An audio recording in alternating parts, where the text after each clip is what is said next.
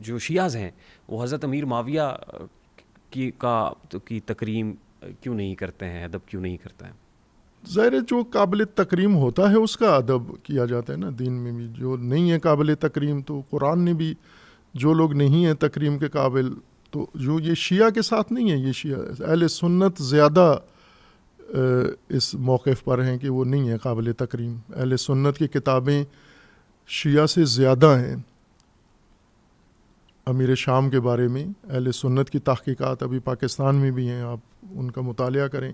کوئی مستند ایسا بتا سکتے ہیں جس نے؟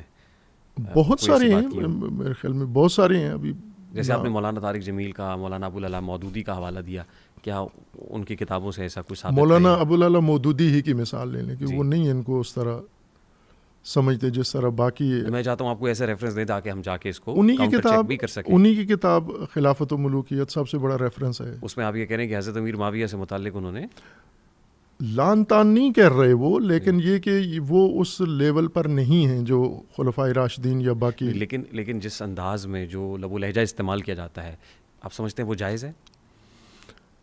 یہ ایک الگ بات ہے نا، اس کو اور عنوان سے ہم کریں. لیکن جو تاریخ کا جائزہ لینا ہوتا ہے نا، تاریخ کو اپنے اصولوں کے تحت انسان دیکھتا ہے. تاریخ کو عقیدت کے ساتھ نہیں جوڑا جاتا کہ میری عقیدت کسی بندے کے ساتھ ہے تو میں اس کے احترام کروں، میری عقیدت نہیں.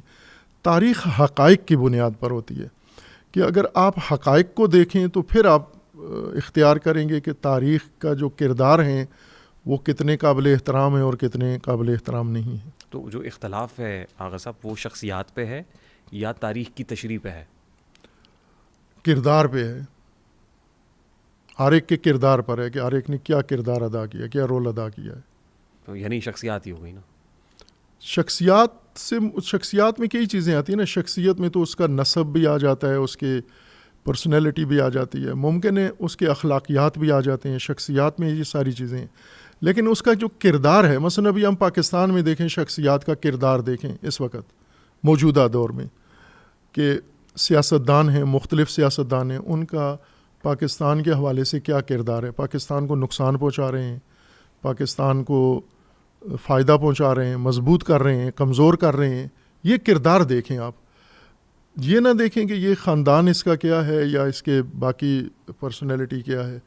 اس کو چھوڑ کر صرف اس کا کریکٹر دیکھیں کہ اس وقت کیا کر رہا ہے. وہ اپنی باتوں سے انتشار پھیلا رہا ہے، اپنی باتوں سے ملک کو کمزور کر رہا ہے یا اپنی باتوں سے مضبوط کر رہا ہے. اسی طرح امت اسلامیہ کو کمزور کس نے کیا، دین رسول اللہ کو کمزور کس نے کیا، مضبوط کس نے کیا. یہ دیکھیں آپ تاریخ میں. تو خلیفہ اول، خلیفہ دوم اور خلیفہ سوم کے حوالے سے بھی جو لب و لہجہ استعمال کیا جاتا ہے، کیا یہ درست ہے؟ ہم اہل البیت علیہ السلام کے پیروکار ہیں. شیعہ یعنی اہل البیت کا پیروکار. اہل البیت نے جو کیا ہے وہ ہمارے لیے حجت ہے. شیعہ مسلک کے اندر اہل البیت حجت ہیں. 12 امام ہمارے لیے حجت ہیں. انہوں نے جس کی بے احترامی کی ہے وہ ہمارے لیے حجت ہے، جس کا احترام کیا ہے وہ ہمارے لیے حجت ہے، جس کے بارے میں خاموشی اختیار کی ہے وہ ہمارے لیے حجت ہے. تو اب ہمیں یہ دیکھنا ہے کہ اہل البیت نے کیا کیا خلفاء راشدین کے بارے میں یا امہات المومنین کے بارے میں یا باقی صحابہ کے بارے میں، شخصیات کے بارے میں. تو ظاہر ہے کہ یزید کے خلاف، بنو امیہ کے خلاف ائمہ اطہار نے جنگ کی ہے. بنو امیہ کو اہل البیت نے کوئی سندیت نہیں دی، بلکہ ایک کھل کے ان کی گمراہی کا بیان کیا. تو ظاہر اب شیعہ کو بنو امیہ کے بارے میں تو بالکل اہل البیت کی طرف سے ایک واضح رہنمائی موجود ہے.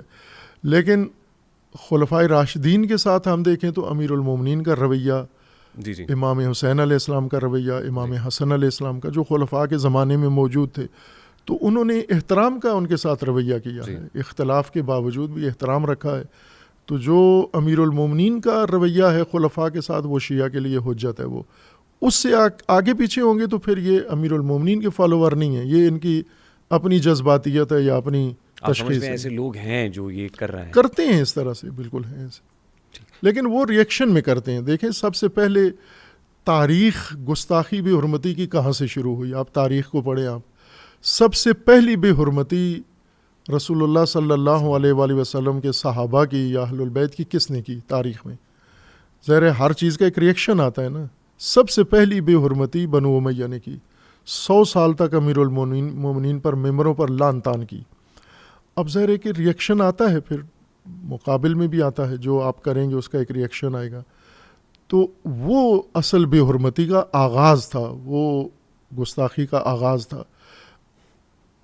ائمہ اہل البیت کے ہاتھوں سے کسی کی بے حرمتی نہیں ہوئی، کسی ایک شخص، ایک نمونہ بھی موجود نہیں ہے کہ اہل البیت نے کسی شخصیت کی، حتیٰ اپنے مخالفین کی بھی بے ظاہر حرمتی ہے اگر نہیں. انہوں نے نہیں کی تو پھر اہل بیت کے فالوورز کو بھی کوئی حق نہیں پہنچتا کہ وہ اس طرح کی بے حرمتی یا یعنی گستاخی کریں. اہل البیت نے اپنے مخالفین کی بھی بے حرمتی نہیں کی. اختلاف کیا، انہیں ثابت کیا کہ باطل پر ہو، آپ کا نظریہ غلط، آپ کا عمل غلط، آپ کا کردار غلط ہے، لیکن بے حرمتی نہیں کی ان وہ تو ظاہر ہے گفتگو تو لاجیکل ڈومین میں ہوتی ہے، بالکل. دلائل کی روشنی میں آپ کنونس کر لیتے ہیں، وہ let's agree to disagree کا پرنسپل ہوتا ہے. لیکن اہل بیت کے فالوورز تو وہ نہیں ہو سکتے جو انہیں اہل البیت کو فالو کرنا چاہیے.